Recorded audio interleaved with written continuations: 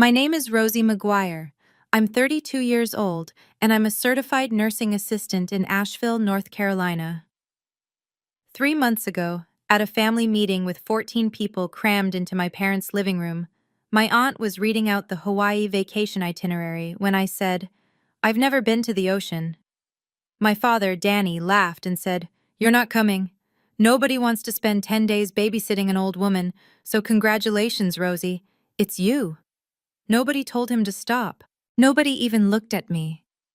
But when I bent down to fix my grandmother's blanket, she gripped my wrist so hard it hurt and whispered 5 words I still hear in my sleep. 4 days later, I found a deposit receipt for Sunrise Hills Memory Care tucked inside my father's desk. Dated the same afternoon he told me I was part of the family.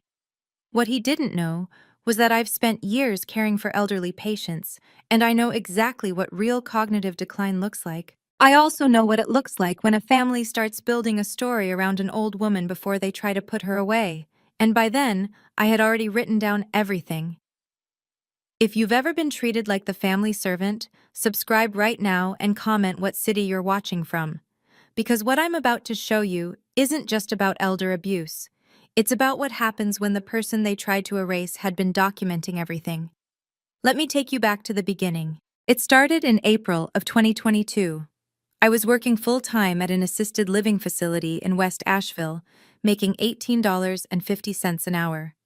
The work was hard, lifting, bathing, medication rounds, charting, but I was good at it. I understood the rhythm of elderly care. I knew how to read the small changes that mattered. That's when my father called the family meeting. Grandma Ruth had started having what Dad called memory issues. She'd forget where she put her reading glasses. She'd ask the same question twice. Normal things for a 76-year-old woman. But Dad made it sound urgent. "We need to talk about Mom's care," he said. 14 of us gathered in their living room. My parents, my older brother Todd and his wife Ashley, my sister Stephanie and her husband Brian, their kids, my uncle Rick and Aunt Cheryl, their son. Everyone looking concerned. Dad laid out the situation. Grandma needed more help. Someone should move in with her. And then he looked at me. "Rosie, you work with old people anyway. You should move in with Grandma." It wasn't a question. "It makes sense," he continued. "You're trained for this, and honestly, Rosie, what else are you doing with your life?" I looked around the room. Todd stared at his phone. Stephanie nodded like this was perfectly reasonable. No one asked if I wanted to. No one offered to help. I said yes. I always said yes. That's what they counted on. I moved into Grandma Ruth's house on April 12th. I cut my hours at the facility from 40 a week to 24. My income dropped from $2,960 a month to $1,180. No one offered to pay me. They said it was family. The work was immediate and constant. 7 a.m., I'd crush Grandma's pills, lisinopril 10 milligrams for blood pressure, atorvastatin 20 milligrams for cholesterol. I'd write the dosages in my blue spiral notebook. Time administered. Blood pressure reading. Any changes in alertness or mood. Grandma watched me write. "You don't have to write everything down, honey." "I like keeping track," I told her. "It helps me remember." What I didn't tell her was that I'd learned to document everything, because in my job, the truth only mattered if you could prove it. The days blurred together. Grocery shopping, physical therapy appointments on Tuesdays and Thursdays, filling her pill organizer every Sunday night. I had no days off, no vacations, no life outside those walls. And here's what kills me. I'd never been to the ocean. 32 years old, born and raised 3 hours from the Carolina coast, and I'd never seen it. My family had gone on beach trips. I could list them. Summer of 2008, Myrtle Beach, Spring Break 2011, Topsail Island. 4th of July 2014, Wrightsville Beach. Easter weekend 2018, Hilton Head. I wasn't invited to any of them. There was always a reason.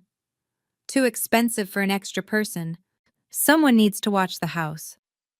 In 2018, my mother actually said, "Rosie, you just burn. You're so pale. We're doing you a favor." So when I said I've never been to the ocean, at that meeting in November, It wasn't a hint. It was a fact. A 32-year absence shaped like every family trip I'd been excluded from. They laughed anyway. Meanwhile, the rest of my family became ghosts. Todd visited once a month, stayed 20 minutes, spent most of it on his phone. Between October and November, he came twice. 40 minutes total. Stephanie called every week. "How's Grandma doing?" But she never visited. Not once. Dad came every Sunday after church. He'd go straight to Grandma's office, check her bills and paperwork, then leave. An hour, maybe. He never asked about my week. Mom came with casseroles and her phone. She'd take photos with Grandma, post them on Facebook with captions like, "Blessed to have family time." In October, she posted 6 photos. Total time spent across those visits, 3 hours. They knew how to look like caregivers. None of them knew how to actually care. Then in early November, Dad announced the Hawaii trip. It was November 3rd, 6:47 in the evening. I remember because I checked my phone when my aunt started reading the itinerary. 14 people crammed into my parents' living room, the Oahu Hilton, January 18th through 28th. 10 days. Everyone was excited. Todd showed photos of the resort pools. Stephanie talked about snorkeling. The kids were bouncing on the couch. That's when I said it. "I've never been to the ocean." The room went quiet for exactly 2 seconds. Then my father laughed. "You're not coming. Nobody wants to spend 10 days babysitting an old woman, so congratulations, Rosie. It's you." I looked around that room. 13 faces. My brother, my sister, my mother, my aunt and uncle, the cousins, the kids. Not one person told him to stop. Not one person even looked at me. I swallowed. I said, "Of course." And then I bent down to fix Grandma's blanket where it had slipped off her lap. Her hand shot out and gripped my wrist. Hard enough that I'd see the red marks the next morning. She pulled me close and whispered. 5 words. Urgent and clear. I still hear them in my sleep. 4 days later, I found out what she meant. November 7th, Sunday afternoon. Dad came over after church, went into Grandma's office like always. I brought him coffee. When I opened the door, I saw a folder open on the desk. He looked up, startled. "Rosie, knock next time. This is private paperwork." But I'd already seen it. A receipt, Sunrise Hills Memory Care, $12,500. Deposit received November 3rd, the same day as the meeting, the same day he told me I wasn't going to Hawaii. That afternoon, he hugged me, told me I was part of the family, and that he appreciated everything I was doing for Grandma. I felt sick. The next week, small things started happening. Strange things. I went to refill Grandma's prescriptions at CVS on November 14th. The pharmacist looked at the bottle. "The trazodone, that's new, right?" I didn't know what she was talking about. "For sleep," she said. 50 milligrams. Says here she should take it at bedtime. It'll make her pretty drowsy. I checked the prescription label. Prescribed October 28th by Dr. Alan Hoffman, Grandma's primary care doctor, for sleep disturbance. Grandma never complained about sleep. I opened my notebook right there in the pharmacy, flipped back through October. Every night, I'd noted her sleep pattern. 10 p.m. to 6 a.m. Consistent. No wandering. No insomnia. "Who picked this up?" I asked. The pharmacist checked her screen. "Daniel McGuire. November 14th, 2:23 p.m. He's listed as authorized." My father had picked up medication I didn't know about. For a problem Grandma didn't have. I filled it anyway, brought it home, put it in the medicine cabinet. That Sunday, November 17th, Dad came over after church. Arrived at 1:15. Grandma was doing a crossword puzzle, sharp as ever. He offered to give Grandma her vitamins. I was in the kitchen. I heard him in the living room with her. Heard the rattle of pills. Heard him say, "Here you go, Mom. This will help you feel better." By 3 p.m., Grandma was asleep on the couch. She slept until 7:30. When she woke up, she was disoriented. "Did I miss Sunday dinner? What happened to the afternoon? I checked her pill organizer. The Sunday evening slot was empty. The trazodone slot. It wasn't even bedtime yet. I counted the pills in the bottle. She'd had it filled 3 days ago. 30 pills. There should have been 28 left. There were 26. I wrote it down. Care log, November 17th. Ruth unusually sedated 2 to 7:30 p.m. following Danny visit. Disoriented upon waking. Zero sedation other days this week. The next Sunday was the same, and the Sunday after that. Every time Dad visited, Grandma ended up sleeping for hours. Every time pills were missing. He wasn't helping her sleep. He was creating symptoms. On November 20th, I was in the kitchen when I heard Dad on his phone in the driveway. The window was open. His voice carried. Yeah, the eval is set for December 14th. No, Rosie won't be there. She doesn't need to know yet. Just make sure the wording is strong enough for intake. Thanks, Alan. I stood frozen at the sink. I need it to say she can't make her own decisions. That's the specific language they require. He was talking to someone named Alan. I pulled out my phone, Googled Dr. Alan Hoffman's office. The number on Grandma's prescription bottle. 828-555-0139. Later, I checked the landline. There it was. 2:18 p.m. 8 minutes, 32 seconds. What evaluation? And why was I being kept out of something involving Grandma's health? On November 22nd, I waited until Dad left for work. Mom was at yoga. I went into Grandma's office. The folder was in this bottom left desk drawer, manila colored, 2 inches thick, labeled Ruth, Medical Planning. My hands were shaking. I knew I shouldn't be doing this, but after what Grandma had whispered, I had to know. Inside was a facility intake form. Sunrise Hills Memory Care. Applicant, Ruth Ann McGuire. Completed by Daniel McGuire, son and responsible party. I read the cognitive status section. Late-stage dementia was checked. The description made my stomach turn. Patient nonverbal at times. Does not recognize family members. Wanders at night. Requires 24/7 supervision. History of aggression. Every single word was a lie. I pulled out my notebook. Flipped to November 15th. My entry read, Ruth beat me at Scrabble, 302 to 198. Remembered every word from last week's game. Joked about my spelling. November 19th. Ruth walked to mailbox independently, sorted bills, asked specific questions about Todd's son's college applications. No wandering, no aggression, no nonverbal episodes. 47 pages of daily entries over 3 years. Not one supporting his claims. The form was dated November 18th, 2 weeks after the meeting, 5 days after he'd hugged me and called me part of the family. I kept reading. There were bank statements. Ruth A. McGuire Care Fund, an account I'd never heard of. Balance. October 1st, $63,200. Balance November 30th, $24,100. I traced the withdrawals. $12,500 to Sunrise Hills. Deposit. November 3rd, $8,600 transferred to something called McGuire Family Travel, LLC. November 5th, $18,000 transferred to Daniel McGuire personal account. November 12th. Memo. Caregiver reimbursement. The Hawaii trip cost $38,600. I'd looked it up. Flights for 14 people, 10 nights at the Hilton Waikiki, excursions, luau's. He was funding their vacation with Grandma's care money while planning to lock her away. At the bottom of the folder, I found an email. Printed.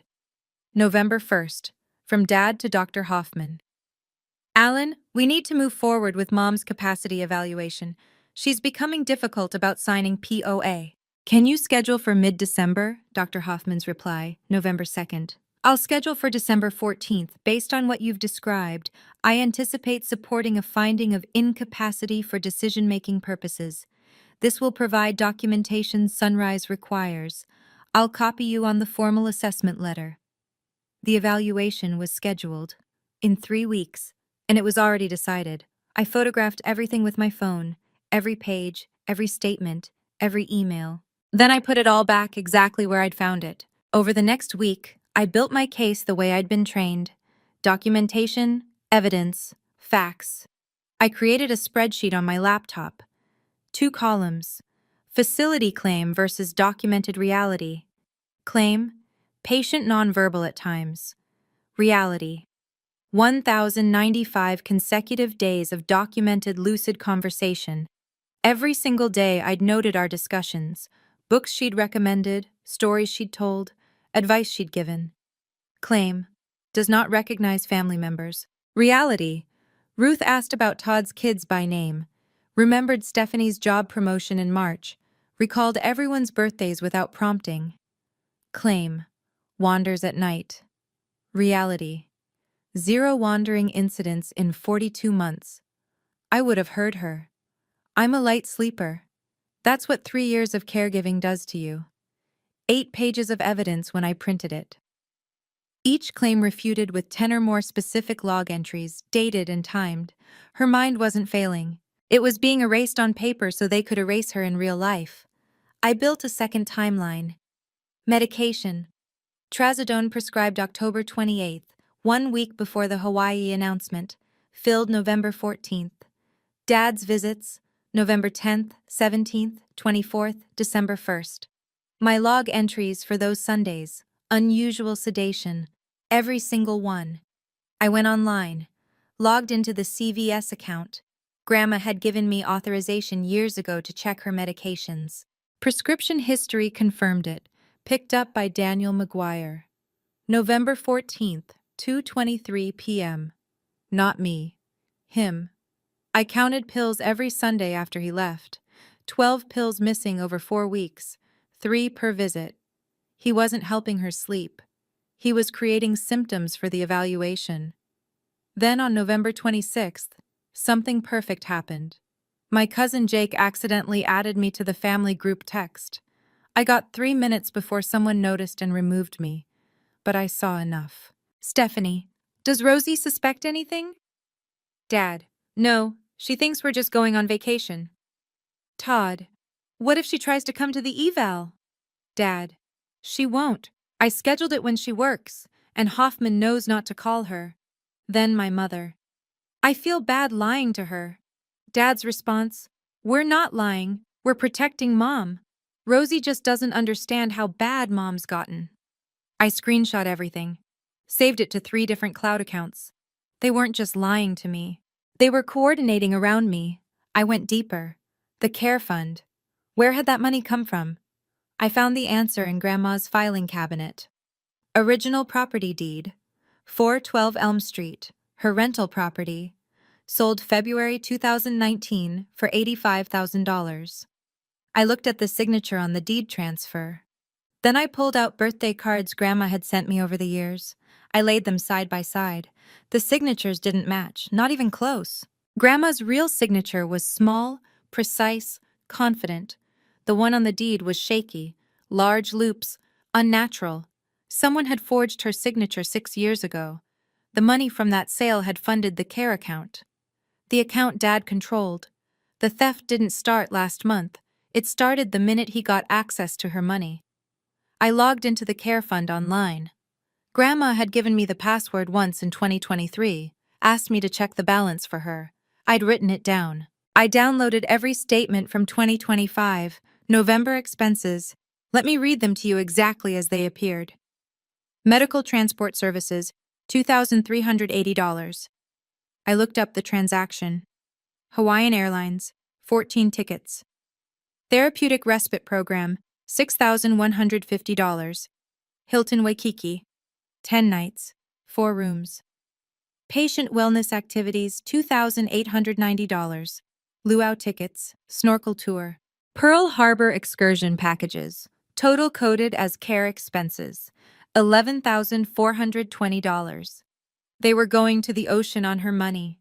Every beach sunset they'd watch, every luau they'd attend, paid for by the woman they called too confused to manage her own finances. On November 28th, I made a phone call. I disguised my voice, called myself a scheduling assistant. Hi, this is Amanda from Dr. Hoffman's office. I'm confirming details for Ruth McGuire's intake on January 19th. The director, Karen Ellis, was helpful. Yes, room 203 is ready. We received the deposit and preliminary assessment from Mr. McGuire, just waiting on physician certification. Great, I said, and just to confirm the care level, memory care, secured unit. Mr. McGuire mentioned she's been increasingly aggressive with family. We're prepared. Our secured unit has excellent de-escalation protocols and locked doors for wandering. I thanked her and hung up. Aggressive? Grandma weighed 118 pounds and spent her mornings doing crossword puzzles, but they'd told the facility she was dangerous. Every piece fit together. The fake diagnosis, the drugging, the stolen money, the facility waiting for her, and me, the only witness, about to be sent away on the exact day they'd put her there. I had 3 years of proof she was fine. He had 2 weeks of lies. But I had something he didn't know about. I had Grandma. November 30th. Evening, 9:22 p.m. I was in the kitchen reviewing my evidence folders when Grandma came out of her room. She looked more alert than she had in weeks, sharp-eyed, focused. "You've been going through Danny's desk, haven't you?" I froze. She smiled. "Good. It's about time." "Grandma?" "Rosie." She sat down across from me. "You think I don't know what's happening in my own house? I'm 79. I'm not senile, and I'm not stupid." Her voice was clear, steady, the clearest I'd heard in weeks. "Sit down, sweetheart. There's something I need to show you." She led me to her bedroom, opened the closet, pulled out a fireproof box from under a stack of blankets. "Remember what I whispered to you at that meeting? When they said you weren't going to Hawaii?" I nodded. Her eyes met mine, clear, determined. "Document everything he does now. 5 words, not a prophecy, an instruction." "That's what I told you," she continued, "because I knew what he was planning. I needed you to see it too, and I needed you to write it all down, the way you do every day with my care." My throat tightened. "I knew you would," she said. "You're the only one who pays attention." She opened the fireproof box.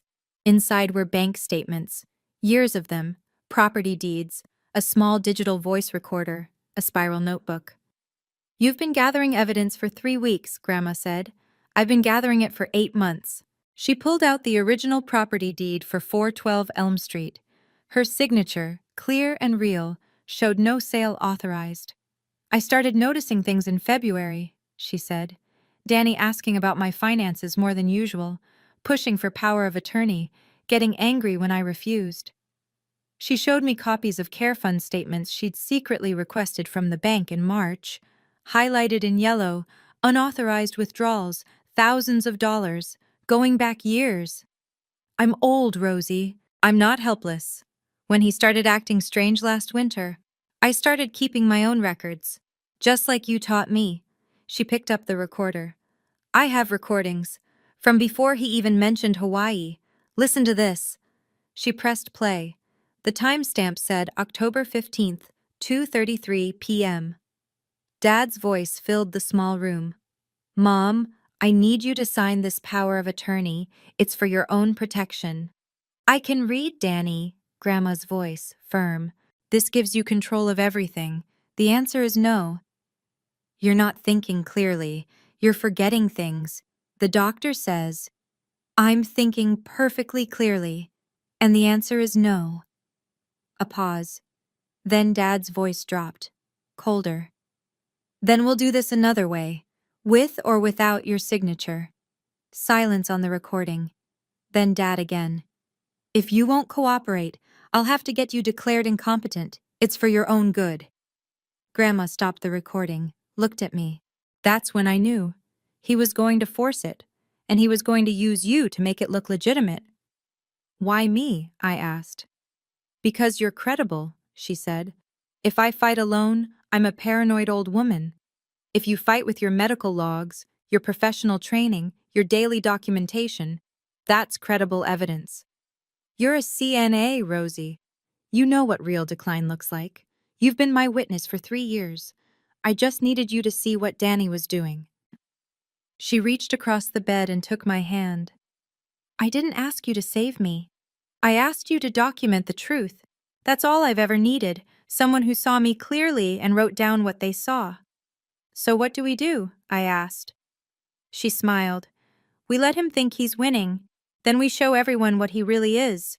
She'd already made the first move. Through a friend at church, she'd contacted Adult Protective Services, requested an independent evaluation, scheduled for December 16th, 2 days after Dad's rigged assessment. But we can't tip them off before his evaluation, she said. Let Dr. Hoffman do his fake assessment. Let them think they've won. Then we bring in APS. She looked at me with something I hadn't seen in her face in months. Not fear, not confusion, determination. They think I'm a confused old woman who doesn't understand. Let them keep thinking that. It'll make the truth hurt more. For the first time in 3 months, I wasn't alone. We were in this together, and we were going to win. December 14th, 9 a.m. Dr. Hoffman arrived right on time. Dad was already there, had shown up at 8:30. To help Mom feel comfortable, he said. I was told to leave. Too emotionally involved, Dad explained. Standard protocol. I went to my room, but I left the door cracked. Sound carries in that old house. I heard Dr. Hoffman's questions. Gentle. Leading. Ruth, can you tell me what year it is? 2025. Grandma's voice, clear. And who's the president? Biden. A pause. Then Dad's voice. See? She answered, but she had to think about it. That's the confusion I mentioned. Mrs. McGuire, can you tell me why I'm here today? Grandma's voice changed. Slower. Uncertain. Danny said something about papers? I'm not sure. She was playing the role. Perfectly. The evaluation lasted 35 minutes. When Dr. Hoffman left, Dad was smiling. That went well, he said to Grandma, patted her shoulder. Don't worry, Mom, we're going to take care of everything. He had no idea what was coming in 48 hours. December 16th, 2 p.m. Adult Protective Services investigator Lauren Peterson arrived with county social worker Monica Reeves. I'd confirmed Dad's schedule. He had client meetings until 5. Mom was at her yoga class. Just me and Grandma. Exactly as planned. The evaluation took 2.5 hours. They started with Grandma alone. Standard cognitive testing. Mini mental state examination. When they called me back in, Peterson was making notes. Mrs. McGuire scored 28 out of 30, she said. That's normal cognition for her age group. She turned to Grandma. Mrs. McGuire, do you want to move to a memory care facility? Grandma looked her straight in the eye. Crystal clear. Absolutely not. I want to stay in my home, with Rosie. She's the only one who actually cares. Peterson looked at me and asked me, McGuire, your grandmother mentioned you keep detailed care records? I handed her my notebook. All 47 pages. She read for an hour. Every entry. 3 years of daily documentation. When she finished, she looked at me with something like amazement. This is extraordinary documentation. Most family caregivers don't keep records anywhere near this comprehensive. Then I gave her the evidence binder. 3 inches thick, tabbed sections, medical, financial, communications, facility documents, property records. I walked them through it. The medication timeline showing Sunday sedation patterns. The bank statements showing $39,000 in unauthorized withdrawals in 1 month. The facility intake form claiming late-stage dementia. The forged property deed. The family group text screenshots. The recording of Dad threatening Grandma. The emails between Dad and Dr. Hoffman. Reeves looked at the Hawaii expense coding. Read it aloud. Medical transport, actually plane tickets. Therapeutic respite, actually resort rooms. Patient wellness activities, actually tourist excursions. She looked at Peterson. This is systematic financial exploitation. Peterson made a phone call, right there at Grandma's kitchen table. I'm escalating this to our fraud investigation unit and notifying the district attorney's office. We're opening a full investigation into possible elder financial abuse. She turned back to us. Mrs. McGuire, you're not going anywhere. And Rosie, this documentation may have just saved your grandmother's life. 2 days later, Dad held his celebration dinner. December 18th, 6:50 p.m. 14 people crammed into Grandma's dining room, the same 14 from that November meeting. Mom had made lasagna. There was wine, laughter, the kids running around. Everyone was excited. The Hawaii trip was in 2 days. Bags were being packed, sunscreen bought, snorkel gear tested. Dad stood up, clinked his glass. I want to make a toast. Great news. Mom's evaluation from Dr. Hoffman confirms she needs professional care. Sunrise has her room ready for the 19th. We can leave for Hawaii knowing she's in good hands. He looked around the table. Rosie's done a great job, but Mom needs professionals now. This is what's best for everyone. 13 faces nodded, agreed, relieved. I stood up. The room went quiet. Actually, I said, there's been another evaluation. Adult Protective Services was here Monday. Grandma passed every cognitive test. She scored 28 out of 30. She doesn't have dementia. Dad's face went white. Rosie, you had no right.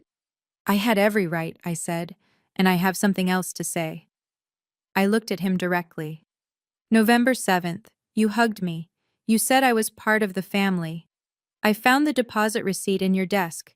It was dated November 3rd, the same afternoon as the meeting where you told everyone I wasn't coming to Hawaii. My voice stayed level, calm. So which am I, Dad? Family? Or the help you needed out of the way? The room was silent. You could hear the clock ticking. Then Grandma stood up.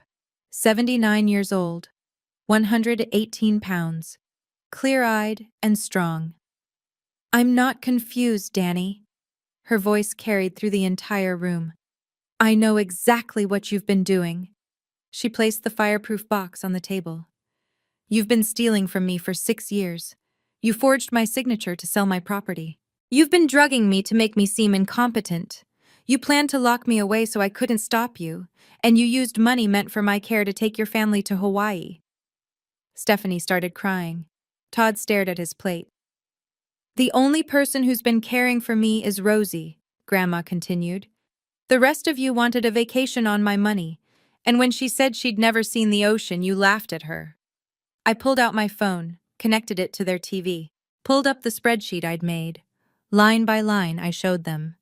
Hawaiian Airlines, 14 tickets, $2,380, coded as medical transport services.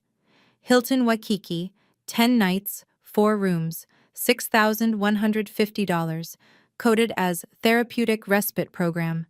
Luau packages, snorkel tours, Pearl Harbor excursions, $2,890, coded as patient wellness activities.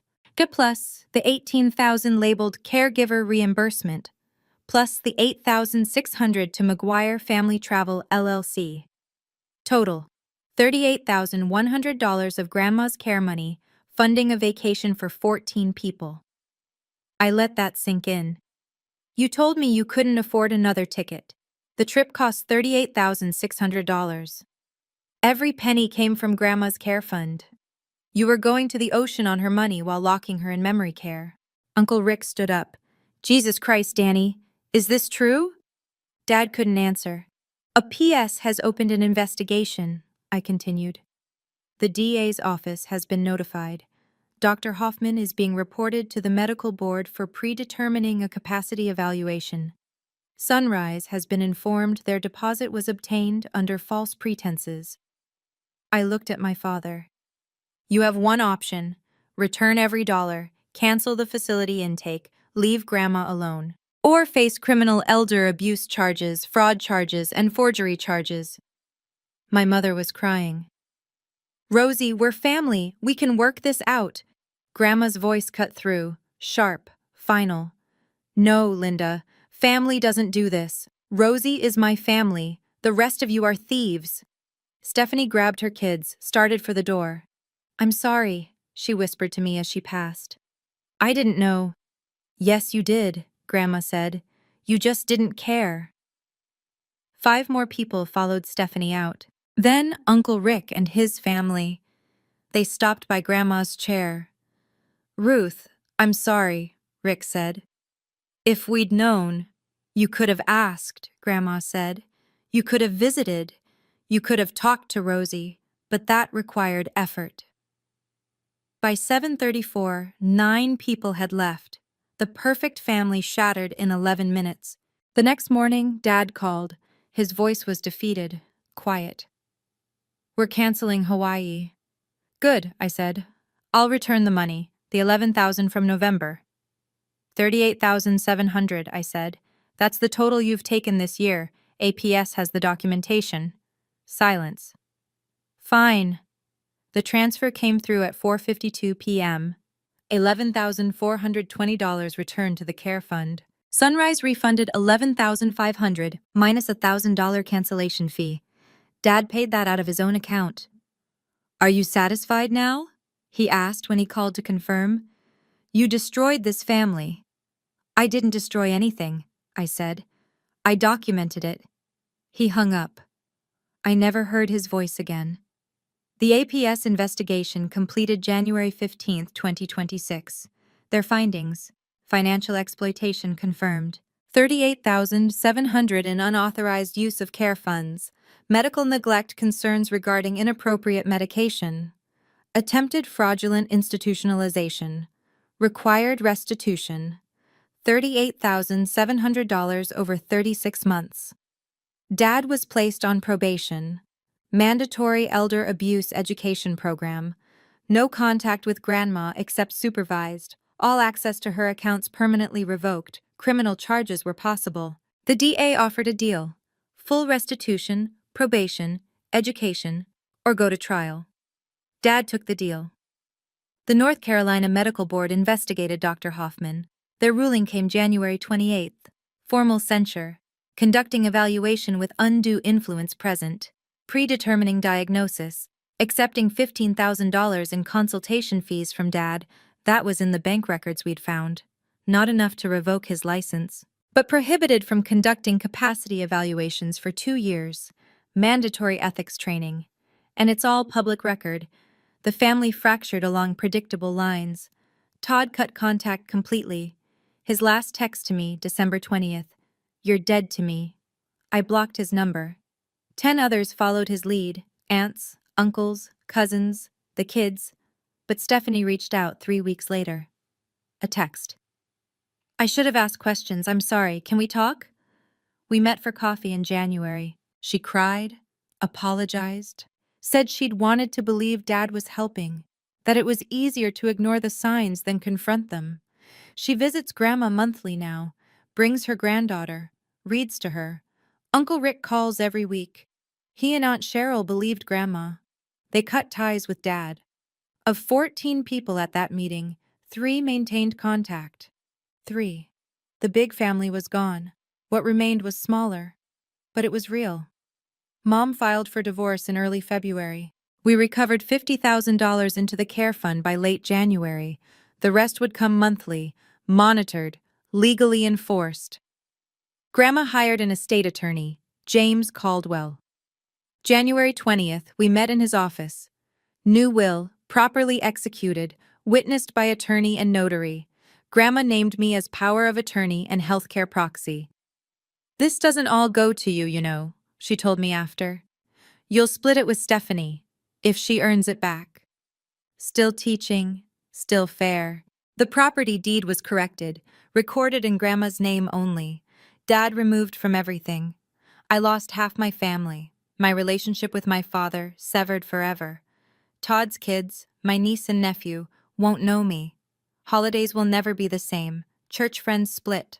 Some believed Dad's story that I was a difficult daughter who'd overreacted. But I kept something more important. I kept my integrity, Grandma's trust, the ability to sleep at night. Some losses you don't mourn. You just accept them and move forward. Late January 2026. Grandma and I settled into a different rhythm. Peaceful, real. She was healthier, Off the trazodone, back to her baseline, sharper, happier. I returned to 32 hours a week at work, balanced caregiving with my career, had a life again. Grandma insisted on paying me $1,800 a month. Proper caregiver wage, she called it. You gave up years for me, Rosie. 3 years without a vacation, without a life. The least I can do is pay you what you're worth. My income stabilized, $3,000 a month between work and caregiving. I started paying down debt, planning ahead. One Saturday morning in late January, Grandma was making coffee. She turned to me. Have you ever thought about seeing the ocean now? I looked at her. Actually seeing it, she said. Not just talking about it. 2 weeks later, we drove to Wrightsville Beach, 3 hours from Asheville. We left early on a Saturday morning, February 7th. I'd booked a modest hotel, 2 nights, $180 total. Grandma paid, insisted on it. We arrived at noon, checked in, changed clothes, walked to the beach. I was 32 years old. I'd spent my entire life 3 hours from the ocean, and I'd never seen it.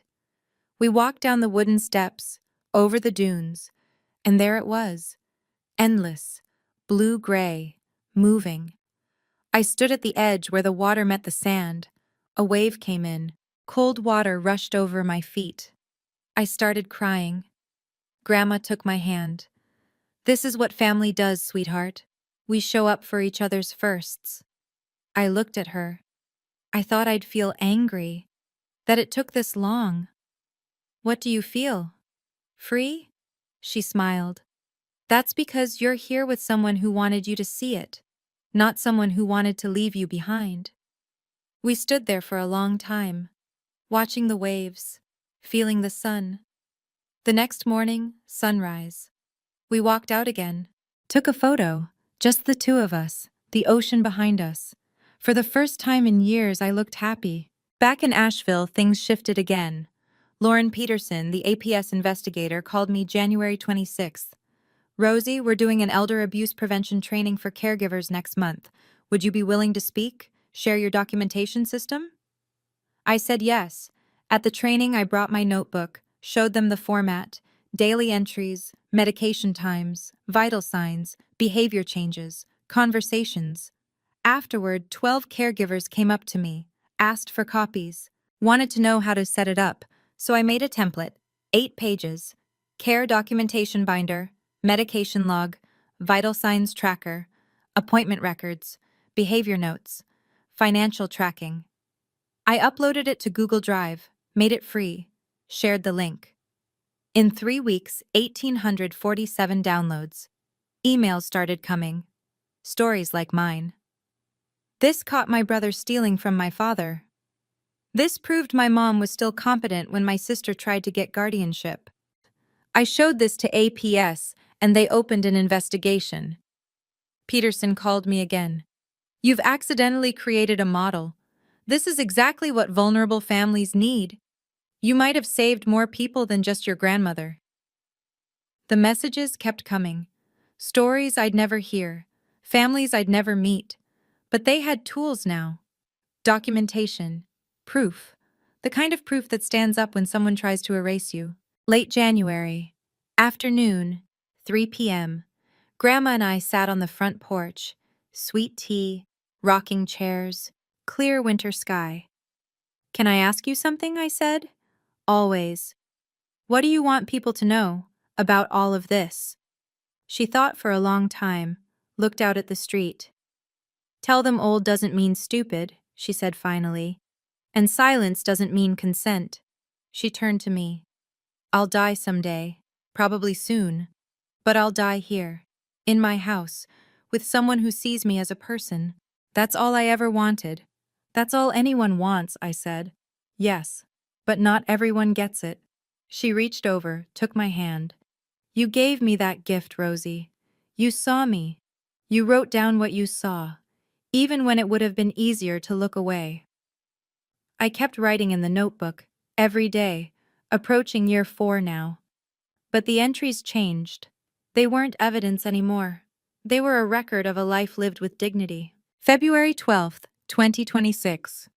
Ruth, alert, happy, told me about the first time she saw the ocean in 1963. Said she was glad I finally got to see it too. Made vegetable soup together, laughed at old photos, remembered stories about Danny as a boy without bitterness. That last part was important. She didn't hate him. She just refused to let him define her final years. The notebook sits in the kitchen drawer now, next to the recipes, next to the photo of us at the beach. Someday it will be all that's left. But it will tell the truth about who she really was, not the confused old woman they tried to make her, the sharp, strong, dignified person she actually was. So if you're caring for someone the world has decided is declining, let me tell you something. Write it down. Every day, every conversation, every moment of clarity. Not because you'll need to prove them wrong, though you might. Write it down because their story deserves to be told accurately. Because when someone tries to erase them, your documentation might be the only thing standing between them and invisibility. My father thought I was just the help, the quiet one, the one who'd never seen the ocean and wouldn't know what she was missing. He forgot one thing. I was also the one paying attention. And attention, written down, becomes evidence. Evidence becomes truth. Truth becomes justice. Grandma Ruth is 79 years old, still in her house, still sharp, still free. And I finally saw the ocean, not with the people who excluded me, but with the one person who wanted me to see it. That's what family actually means. And I have 3 years of documentation to prove it.